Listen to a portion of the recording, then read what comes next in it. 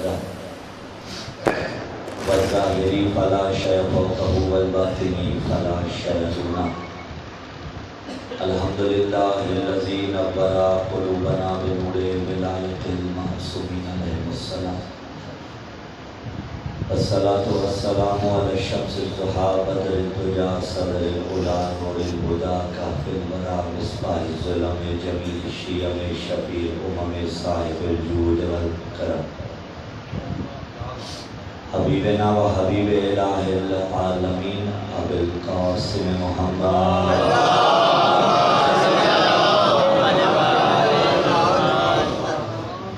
الصلاة والسلام على وسیعہ و وزیرہ و وارث علمہ الذی هو وارث النبیین کامل الملحدین یعصوب المسلمین نور المجاہدین زین العابدین تاج البقائین اصغر الصابرین افضل القائمین مکی مدنی خیفی عقبی بدری عودی شجری مہاجری من العرب السیدها ومن البقاء لیسها وارث المشعرین ابو السبتین الحسن والحسین مطلوب کل طالب غالب علی غالب آغنی علی ابنا ابی تمام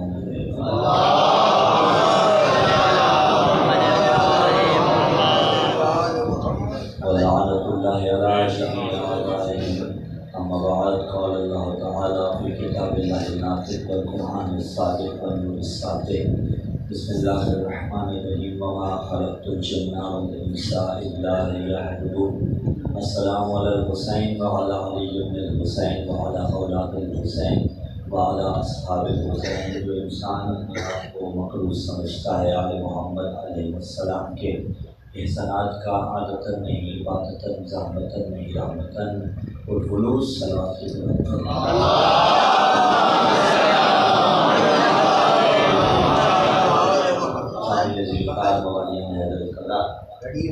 معذرت آپ کو دیے گئے وقت سے زیادہ کچھ دیر انتظار کرنا پڑا، لیکن پاکستان کی سڑکیں ہی ایسی ہیں جہاں پر وقت پہنچنا انسان کے لیے ایک مشکل عامل ہوتا ہے.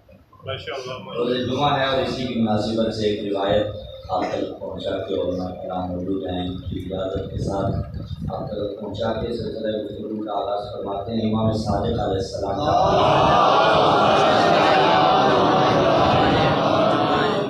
اذا کان عصر الخمیس کہ جب جمعرات کو عصر کا وقت ہوتا ہے نزل من السماء ملائکہ آسمان سے ملائکہ اترتے ہیں فی ایدیہم وہ جو جمعرات کی عصر کو ملائکہ آسمان سے اترتے ہیں نا فی ایدیہم ان کے ہاتھوں میں دو چیزیں ہوتی ہیں اقلام الذھب وقراطیس الفضہ. وہ جو ملائکہ جمعرات کی عصر کو اترتے ہیں وہ سونے کا قلم لے کر اور چاندی کا برق لے کر زمین پر اترتے ہیں. کرتے کیا ہیں تو مولانا نے فرمایا لیکتبون الی لیلۃ السبت جمعرات کی عصر کو آنے والے ملائکہ جمعے کی رات کو واپس جاتے ہیں اور اس دورانیے میں وہ سونے کے قلم سے اور چاندی کے برق سے آل محمد پر بھیجے گئے درود کو تحریر کرتے ہیں.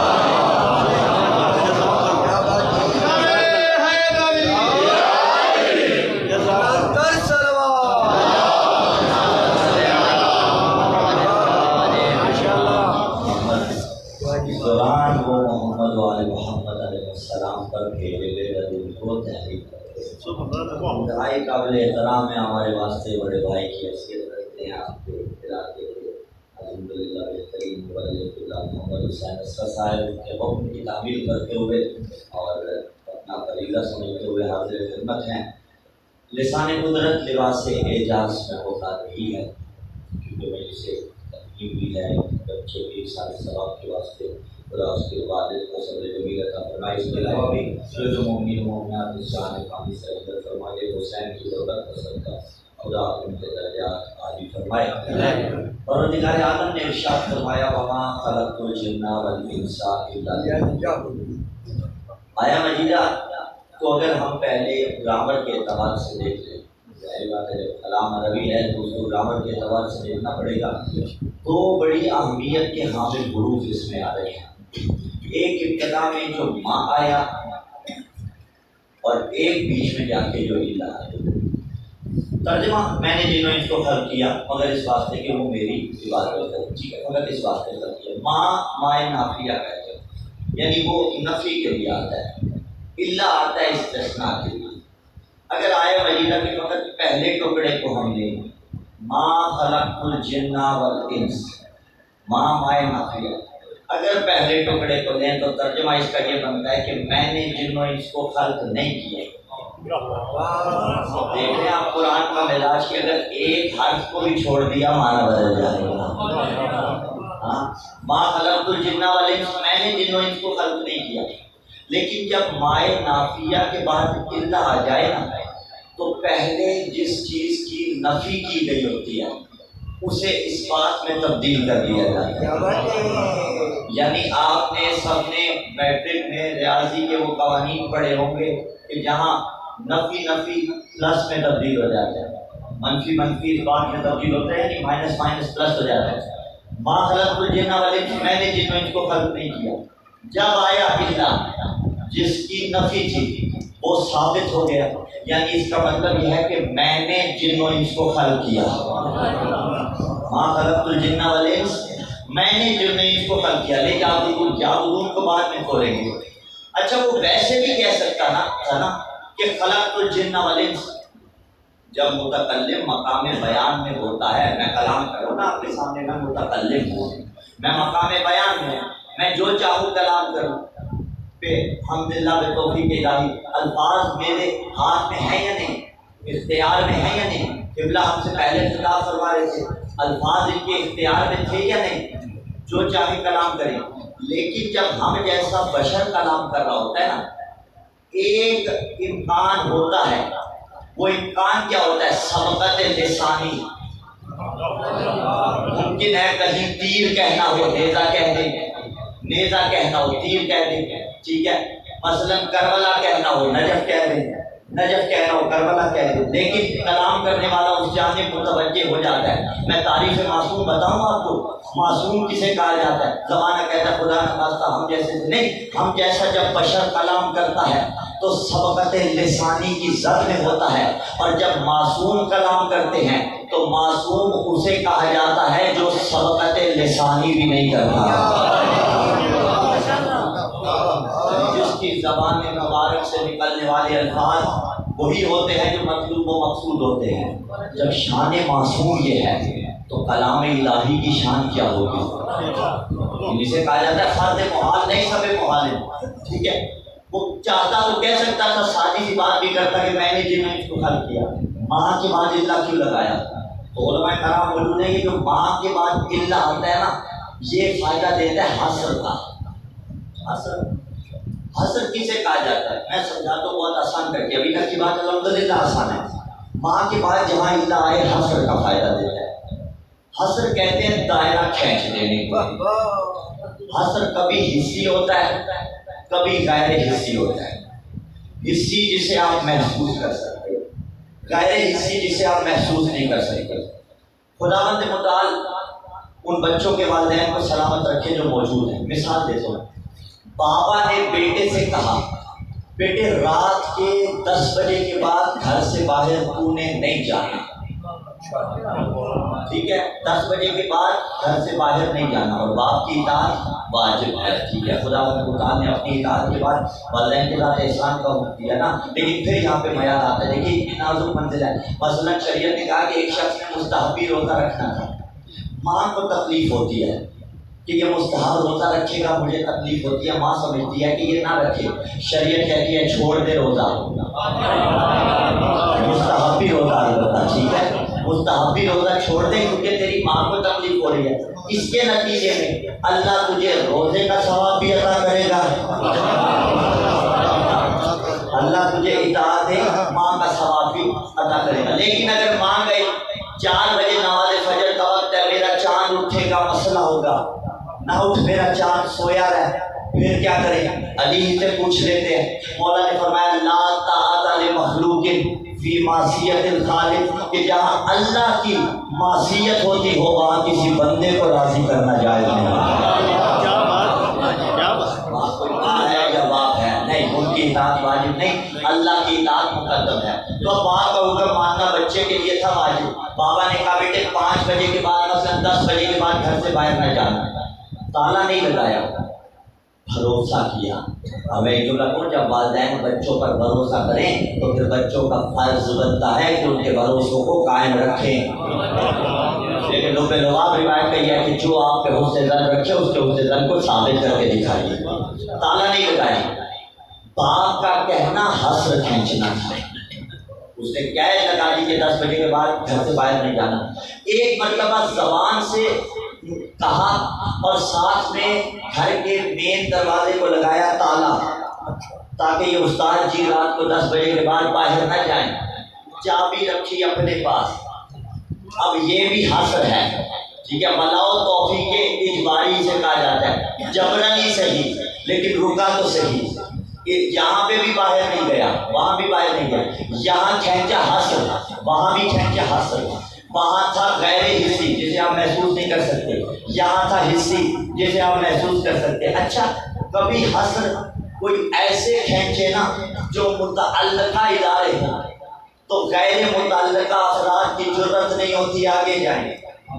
یہ نیشنل ہائی وے پہ یا موٹر وے پہ خدا نہ خواستہ اگر ایکسیڈنٹ ہو جائے سب سے پہلے وہ پٹی لگاتے ہیں۔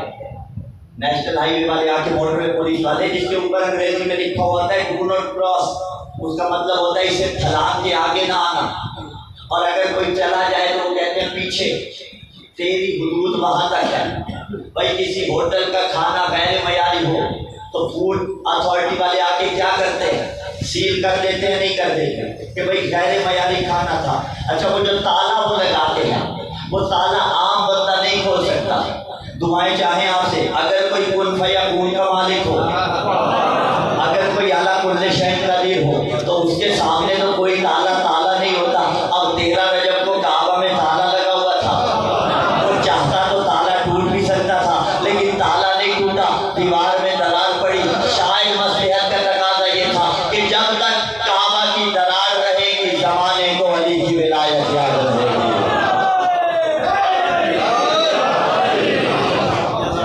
جب تک درار کعبہ رہے گی زمانے کو علی یاد رکھے گا۔ تو حسر حصی اور غیر حصی ہم سب جا رہے ہیں جسے محسوس کر سکتے ہیں، غیر حصی جسے آپ محسوس نہیں کر سکتے۔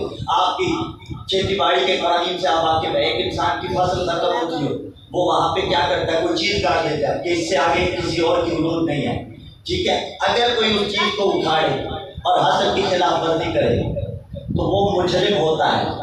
اللہ کبھی ما اور اللہ کے ذریعے حسر کھینچتا ہے، کبھی انما کے ذریعے حاصل کھینچتا ہے۔ انما یرید اللہ لیکن سے بات انتم الرسالۃ بیت ویطہرکم تطہیرا۔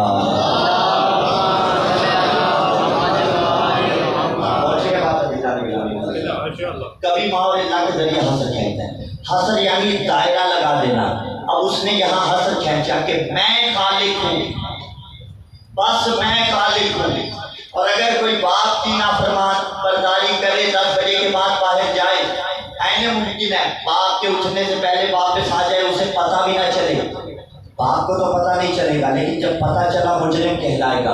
اس نے کہا صرف اور صرف میں خالق ہوں، تو خدا نخواستہ اگر کوئی غلطی کرے اور اللہ کے سوا کسی کو خالق مانے، ایسے ممکن ہے دنیا میں تو اسے مان لے گا، جب محشر میں جائے گا تو خدا نہیں چھوڑے گا۔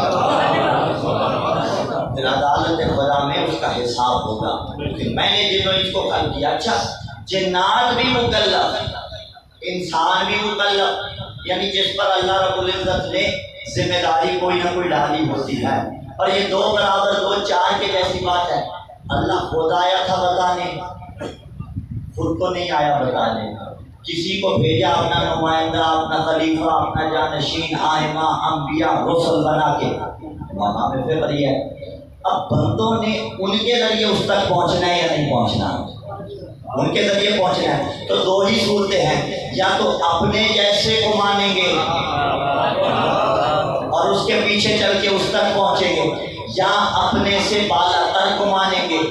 اپنے سے بالا تر کیا مطلب کہ خدا نخواستہ وہ بشر نہیں ہوں گے، نہیں ہوں گے تو بشر، ہوں گے تو عبد۔ علی نے فرمایا تھا نا کہ الہی کفا بعزت ان اکون لک عبدا، میرے اللہ علی کی عزت کے لیے یہی کافی ہے، علی تیرا عبد ہے۔ رسول کے لیے کہا سورہ اسراء میں سبحان الذی اسریٰ بعبدہ، پاک ہے وہ اللہ جو اپنے عبد کو لے گیا۔ اب کوئی سوال کر سکتا ہے کہ مولانا ہم بھی عبد، علی اور رسول بھی عبد، پھر فرق کیا ہوا؟ فرق پھر بھی بہت ہے، ہم ہیں عبد، وہ بھی عبد ہیں، لیکن جن پر عبدیت ناز کرے انہیں محمد اور علی کہا جاتا ہے۔ ناقص ہیں وہ کمال ہی کمال ہیں، وہ معصوم ہیں، ٹھیک؟ تو اب انسان کو خدا نے متعال نے جب خلق کر لیا تو کس کی پیروی کرنی ہے؟ اپنے جیسے کی، اپنے سے بالا تر کی؟ تو جو کوئی اپنے جیسوں کی کرنا چاہے اسے مبارک، اور جو شیعہ اشعری اپنوں سے بالا تر کی کرنا چاہے انہیں مبارک۔ تو اب جنات بھی مکلف ہیں، انسان بھی مکلف ہے۔ جنہوں نے بھی روزے نماز حج زکات کرنا ہوتا ہے وہ بھی ولا والے ہوتے ہیں، ان کے ولا بھی ہوتے ہیں، عزا والے بھی ہوتے ہیں، ان کے لیے عزا بھی ہوتے ہیں۔ اس سے زیادہ ہمیں ان کے متعلق پتہ نہیں، ہم کچھ کہہ نہیں سکتے، لیکن اتنا تو طے ہو گیا جب جنات بھی مکلف ہیں اور انسان بھی مکلف ہے تو امام کوئی ایسا ہو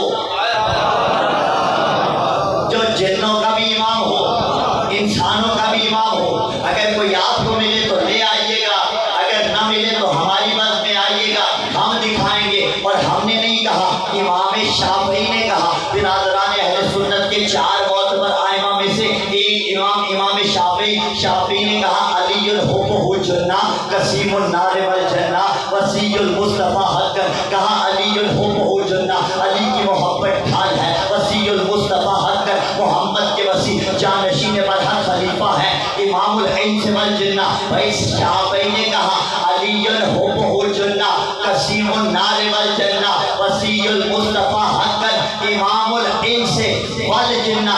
شافعی نے کہا علی جنوں کا بھی امام، علی انسانوں کا بھی امام۔ تو بابا جھگڑا کس چیز کا ہے؟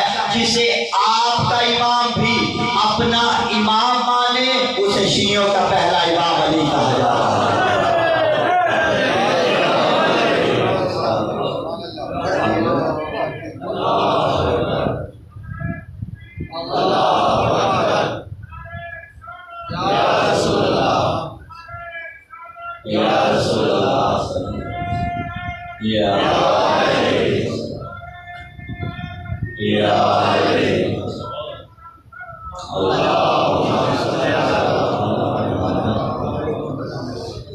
امام الانس والجن، علی جنات کا بھی امام ہے، علی انسانوں کا بھی امام ہے۔ جنات کو بھی خلق کیا اس نے، انسانوں کو بھی خلق کیا۔ کیوں خلق کیا؟ لیَعْبُدُونَ، تاکہ وہ اس کی عبادت کرے۔ اور سورہ بقرہ میں بھی پکارا بسم اللہ الرحمن الرحیم یا ایھا الناس اعبدوا ربکم الذی خلقکم والذین من قبلکم لعلکم تتقون۔ اب یہاں مفسرین نے لکھا، شیعہ مفسرین نے، اور الحمدللہ سب اس بات پر متفق ہیں کہ یعبدون منزل ثانی ہے۔ سوال پیدا ہو سکتا ہے کہ عبادت کے لیے خلق کیا عبادت کے لیے خلق، لیکن یعبدون سے مراد ہے یعرفون، یعنی اس نے معرفت کے لیے خلق کیا۔ تو سوال پیدا ہو سکتا ہے کہ مولانا عبادت سے چھٹی مل گئی؟ نہیں، عبادت پھر بھی کرنی ہے، معرفت کے بعد عبادت ہوتی ہے۔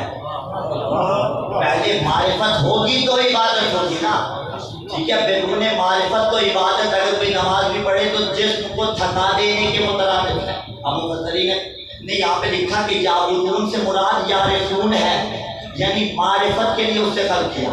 معرفت جو جس کا مقام ہے اسے اس کے مقام پہ ماننا۔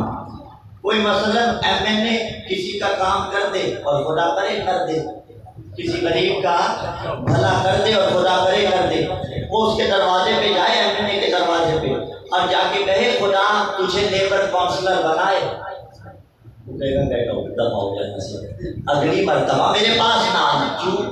عہدوں کی تشخیص نہیں کی، بے وقوف کو تمیز نہیں کر سکا، بھائی بڑا عہدہ کون سا ہے، چھوٹا کون سا ہے۔ اچھا اگر میں نے کام کر دیا، اس کے دروازے پہ گیا، کہا اللہ تجھے اگلی وزیر بنائے، وہ کہے گا چچا کا، بھتیجے کا، بھانجے کا، محلے والوں کا بھی ہوا، لے آنا، مسئلہ ہی کوئی نہیں، میں کام کر دوں گا۔ یہ کیا تھا؟ اس کی معرفت تھی۔ بڑی سادہ سی مثال دی روزمرہ کی۔ اب معرفت کس کی حاصل کرنی ہے؟ اللہ کی، تو کیا ان کے دروازے پہ جاؤ گے جو خدا نہ خواستہ اس کی ٹانگ کو محشر میں جہنم میں پھینکواتے ہیں؟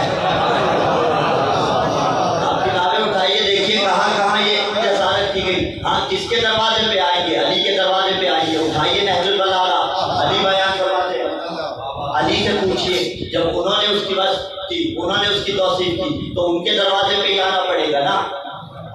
تو پھر آل محمد کے سوا اگر کوئی اور بہترین دروازہ ہے، اب یہ موضوع نہیں ہے لہٰذا میں اس طرف نہیں جا سکتا، ایک جملے کی قیمت نہیں آل محمد کے کہ معصوم نے کیا فرمایا خدا کے متعلق۔ ایک جملے صحیفہ سجادیہ اٹھا لیجیے، صحیفہ کاملہ سجادیہ۔ اچھا اسے صحیفہ کاملہ سجادیہ اسی لیے کہا جاتا ہے کہ ایک جو زیدیہ فرقہ تھا نا، حضرت زید کو جو امام مانتے تھے، ان کے پاس دعاؤں کا مجموعہ تھا لیکن وہ کامل نہیں تھا۔ صحیفہ سجادیہ کاملہ اٹھا کے دیکھیے، ایسے ایسے علوم اہل بیت علیہ السلام آپ کو ظاہر ہوں گے توحید خدا کے متعلق۔ نہج البلاغہ مولا کی اٹھا کے دیکھیے، دعائے قبیل اٹھا کے دیکھیے، اور پھر دعائے قبیل علی فرما رہے ہیں۔ اور ہمیں جملہ کہتا چلا جاؤ، جب یہ بتائیں وہ کیسا ہے تب دعائے قبیل بنتی ہے، جب وہ بتائے کہ یہ کیسے ہیں تب حدیث قصہ بنتی ہے۔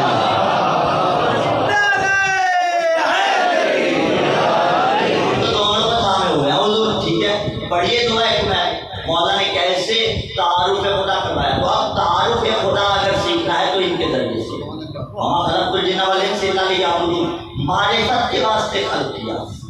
معرفت ہر شخص پر واجب ہے، چاہے کوئی صاحب محراب ہے تو بھی معرفت واجب، کوئی ممبر پہ تبلیغات انجام دے رہا ہے تو بھی معرفت واجب، کوئی کھیتی باڑی کر رہا ہے تو بھی معرفت واجب، کوئی ماں بہن بیٹی گھر میں اگر امور خانہ داری انجام دے رہی ہے تو بھی معرفت واجب، کوئی درزی کا کام کر رہا ہے تو بھی معرفت واجب۔ آپ کہیں گے کہاں پھنسا رہے ہیں ہمیں مولانا، آپ کیا کتابیں اٹھائیں مدرسے میں چلے جائیں؟ ضروری نہیں، البتہ قبلہ موجود ہے۔ معرفت کے درجات ہیں، جو مرجع وقت ہو اس پہ اور انداز میں واجب، جو چھوٹا سا کچھ جیسا طالب علم ہو اس پہ اور انداز پہ واجب، جو کوئی عالم دین ہو اس پہ اور انداز پہ واجب، جو کوئی کھیتوں میں کام کر رہا ہو اس پہ اور انداز پہ واجب۔ واجب ہر ایک پہ ہے۔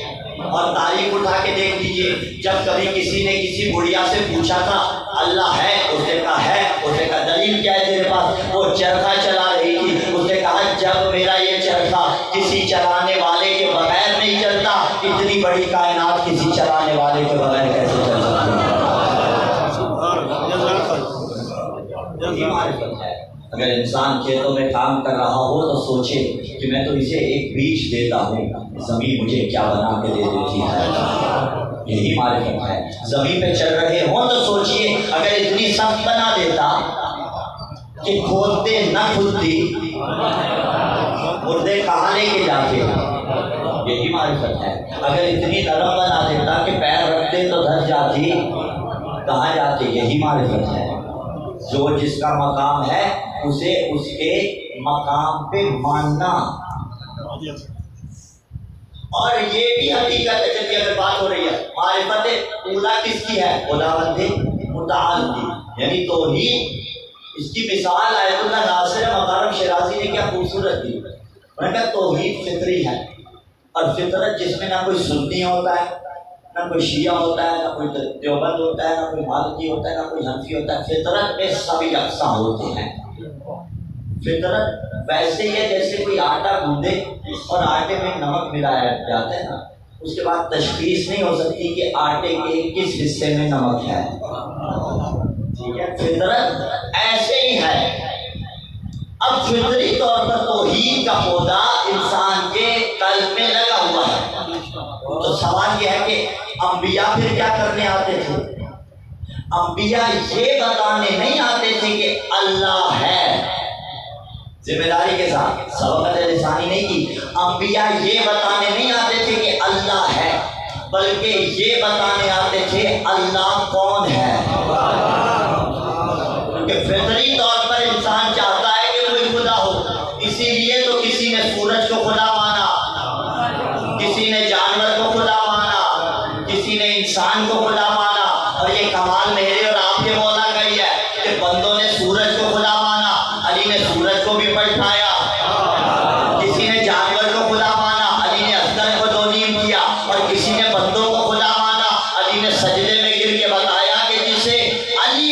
पेशानी झुके उसे खुदावंद मुताल कहा जाता है।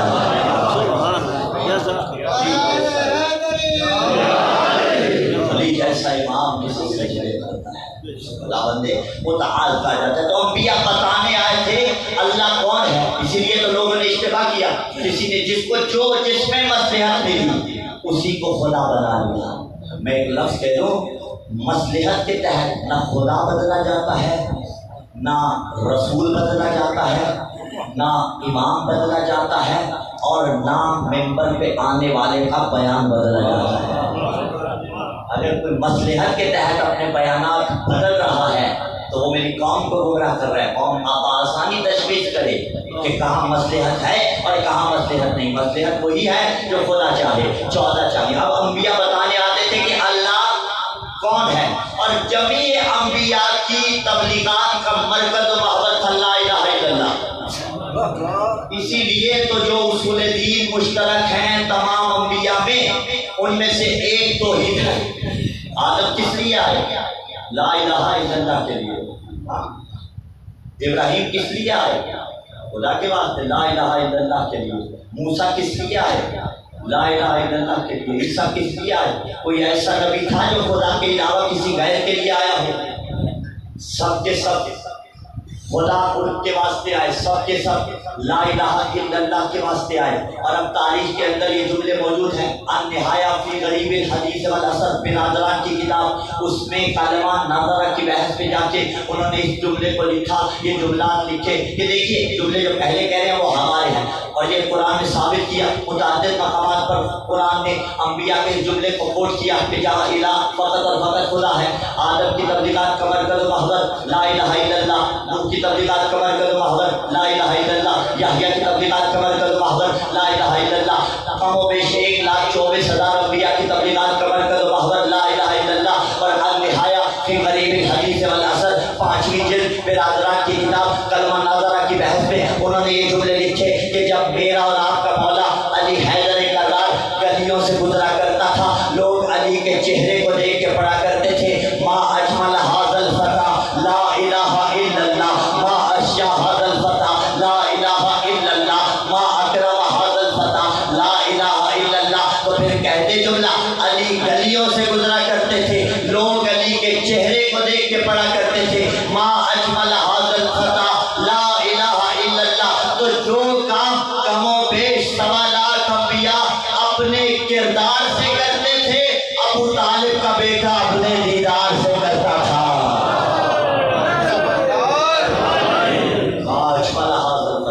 कितना साहिब जमाल मर्द है, ला इलाहा इल्लल्लाह, यानी बाहर को बराबर कर रहे हैं। खुदा कोई नहीं मगर अल्लाह। कितना करीब है वो खुदा जिसने आल मोहम्मद को खलक किया। तो मारिफत हर इंसान के अंदर खुदावंद मुताल ने फितरी तौर पर तौहीद का पेड़ लगाया हुआ है। फिर अंबिया का काम क्या होता था? अंबिया वही काम करते थे जो जड़ी बूटियाँ उसके अतराफ में उगाती हैं। उन जड़ी बूटियों की कटौती करनी पड़ती है, कटाई करनी पड़ती है। हाँ, यानी तौहीद में इश्तिबाहात इंसान कर जाता है। वो इश्तिबाहात कौन दूर करवाएगा?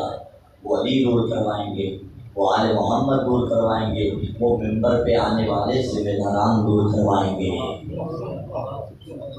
मारिफत के वास्ते खुदा ने खल्क किया, और सिर्फ अपनी मारिफत नहीं। क्या आप दुआ में नहीं पढ़ते अल्लाहुम्मा अरिफ़नी नफ़्सक फ़इन्नका इल्लम तुअर्रिफ़नी नफ़्सक लम अअरिफ़ नबिय्यक।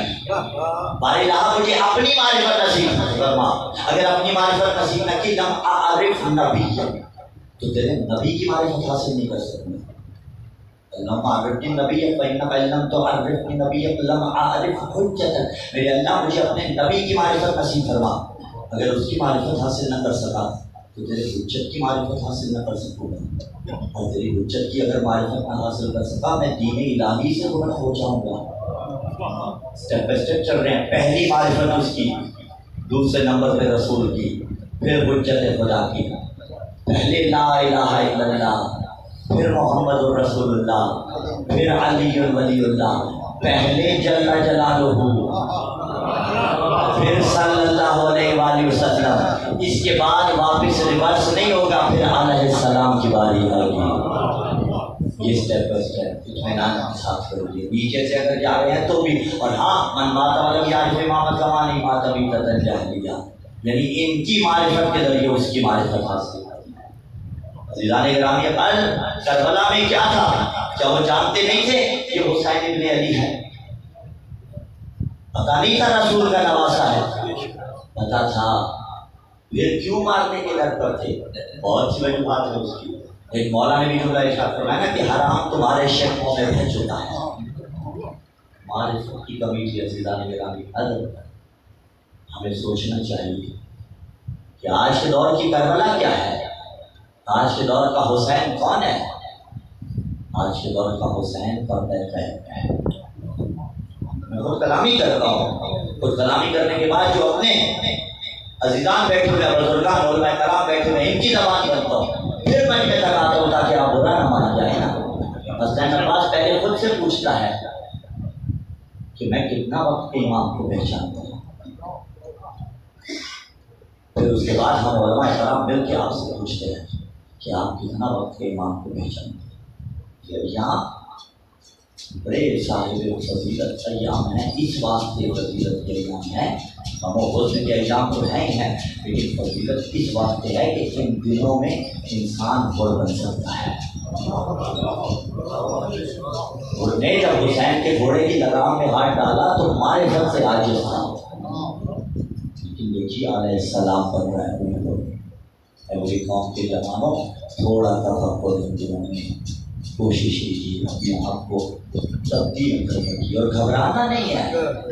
ہاں میں ہمیشہ کہتا ہوں اچھا طبیب وہ ہوتا ہے جو تشخیص بھی کرے اور علاج بھی بتائے۔ صرف ممبر سے تشخیص کرنا کمال نہیں ہوتا، علاج بتانا کمال ہوتا ہے۔ سوچیے مجھ سے بڑا کون گنہگار تھا جب حسین علیہ السلام کے گھوڑے کی لگام میں ہاتھ ڈالا، لیکن عزیزان گرامی قدر جب توبہ کی، توبہ الرسول کی، اس سے بڑا پھر علیہ السلام کوئی نہیں، اس سے بڑا رحمت اللہ علیہ کوئی نہیں۔ ہماری قوم کے جوانوں اسی چیز کو سوچیے۔ قبلہ ہم سے پہلے پڑھ رہے تھے غربت حضرت علی اصغر علیہ السلام، اصغر کے بعد کوئی نہ رہا حسین کا۔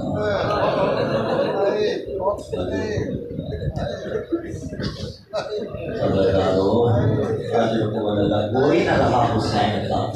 حسین نے کئی مقام پہ حل میں ناصر ینصرنا کا استغاثہ بلند کیا، اور علی اصغر کا رونا اسی استغاثے پر لبیک تھا۔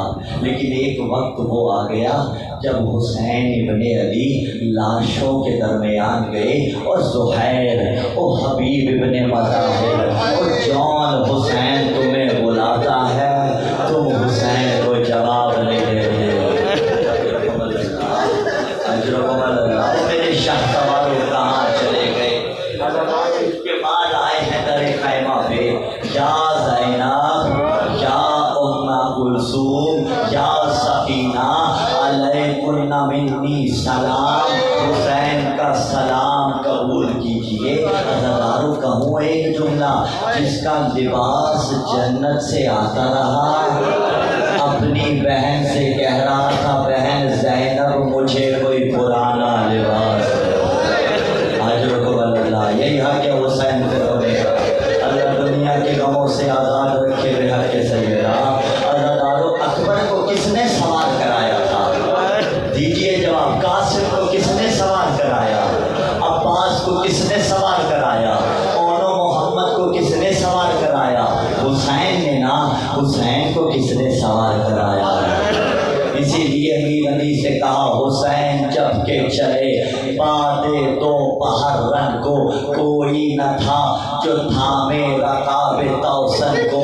حسین چپ کے کھڑے تھے جھکائے گردن کو، سکینہ جھاڑ رہی تھی عبا کے دامن کو، نہ آسرا تھا کوئی شاہ کربلائی کو، فقط بہن نے کیا تھا سوار بھائی کو۔ زینب ام کلثوم نے حسین کو سوار کیا۔ عزادارو دو ہستیاں ایسی ہیں جو تھے زندہ لیکن ایسے نکلے جیسے خیام سے جنازے نکلے ہوں۔ ایک حسین ابن علی عزادارو حسین کے ذوالجنا نے چلنے کا ارادہ کیا، اپنی زبان حال سے ایک اشارہ کیا۔ حسین جانتے تو تھے، پھر رکے کیوں؟ میں کہوں شاید اپنی زبان حال سے یہ کہا ہوگا اور میرے گھوڑے صبح سے لاشیں اٹھا اٹھا کے تھک گیا ہوگا، اب چلا جا، اس کے بعد تجھے مقتل میں جانا نہیں پڑے گا۔ ذوالجنا نے اپنی زبان حال سے اشارہ کیا۔ 4 سالہ سکینہ ذوالجنا کا رستہ روکے ہوئے تھی، عزادارو جو بیوی ابھی رستہ روک رہی تھی۔ جب ذوالجنا واپس آیا تھا، استقبال بھی اسی بیوی نے کیا تھا۔ عزادارو ذوالجنا چلا ہے، حسین آئے ہیں مقتل کے اندر۔ ایک جملہ کہوں منزل مصائب میں، حسین کو عاجز نہ سمجھا کریے، حسین محتاج نہیں تھے، امام وقت سے بڑا جلی کوئی نہیں ہوتا۔ اگر حسین چاہتے تو بے اذن اللہ دعا کرتے فرات حسین کے قدموں میں آ جاتی، اگر حسین چاہتے بے اذن اللہ انگشت کا اشارہ کرتے سارا لشکر زمین بوس ہو جاتا۔ حسین ملائکہ کی مدد قبول کر لیتے، لیکن نہیں، پابند شریعت تھا حسین۔ ایسا حملہ کیا مقام نخیلا کوئی 70-80 کلومیٹر کربلا سے دور ہے، عزادارو فوجیں وہاں تک گئی، وہاں فوجی چھاؤنی تھی، واپس لوٹی یا نہیں مجھے نہیں معلوم، لیکن اتنا طے ہے اب وہ وقت آیا جب حسین نے وعدہ پورا کرنا تھا۔ اب تلوار کو نیام میں ڈالا، اب فوجیں واپس پلٹنا شروع ہوئی، اور عزادارو روایت کے الفاظ حسین کو ایسے ذبح کیا گیا جیسے کبش کو ذبح کیا جاتا تھا۔ ارے کون تھی کبش؟ عزادارو زمانہ جاہلیت میں کبش اس بھیڑ کو کہا جاتا تھا جسے 4-5 بندے مل کر پالتے تھے، اور جب وہ بھیڑ بڑی ہو جاتی نا، وہ 4-5 بندے اس کے گرد حلقہ بنا لیتے، کوئی دائیں سے وار کرتا تھا، کوئی بائیں سے وار کرتا تھا، اس بے دردی کے ساتھ بھیڑ کو قتل کیا جاتا تھا۔ حسین کو ایسے قتل کیا گیا جیسے زمانہ جاہلیت میں بھیڑ کو قتل کیا جاتا ہے، کسی نے تیر مارا، کسی نے تلوار ماری، کسی نے نیزہ مارا، جس لعین کو کچھ نہ ملا اس نے گرم ریت اٹھائی اور حسین پہ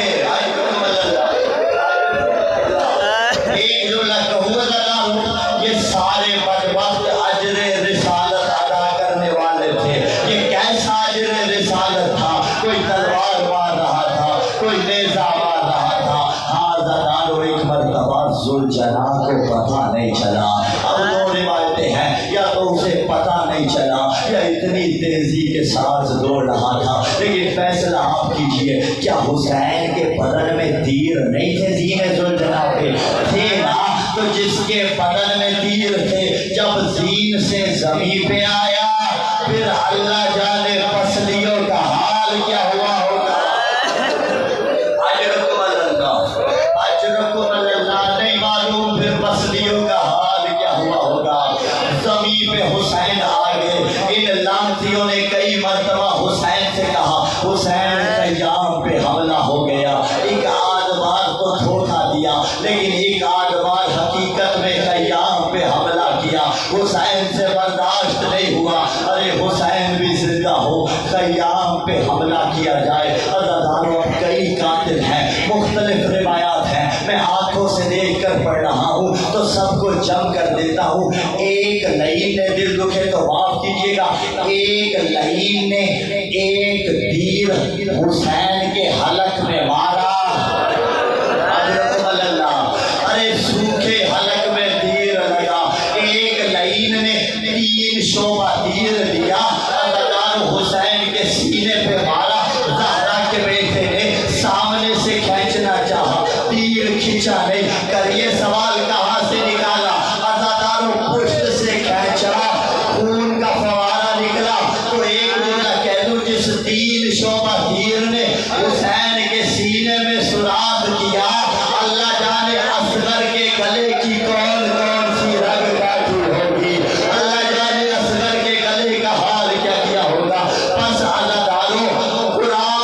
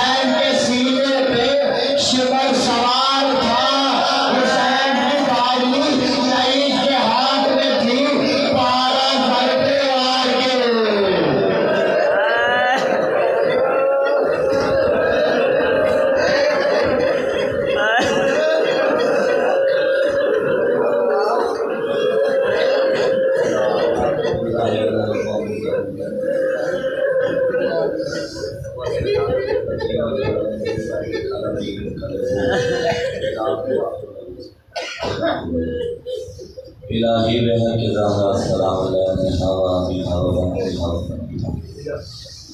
بار الہ جو آنکھ غم حسین میں روتی ہے، حضرت زہرا کے صدقے میں یہ آنکھ محشر کے لیے نہ ہوئی ہے۔